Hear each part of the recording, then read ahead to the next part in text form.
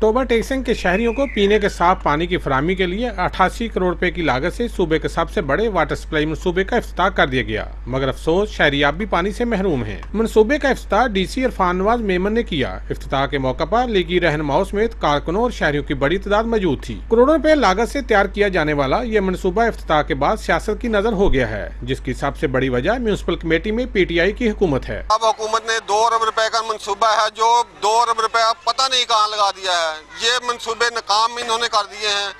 पानी अवाम का बुनियादी हक है, पानी दिया जाए। पानी के मनसूबे को पाकिस्तान मुस्लिम लीग नून के रुकने कौमी असम्बली जुनैद अनवार ने मंजूर करवाया था, जिसे मुकम्मल होने के बाद म्यूनिसिपल कमेटी के सुपुर्द किया जाना था। Chairman municipal committee Ghulam Nabi गुजर का कहना है कि 88 करोड़ रुपए की लागत से मुकम्मल होने वाली urban water supply scheme corruption की नजर हो गई है। मैं नहीं समझता कि जो एस्टीमेट में था उसके मुताबिक काम नहीं हुआ।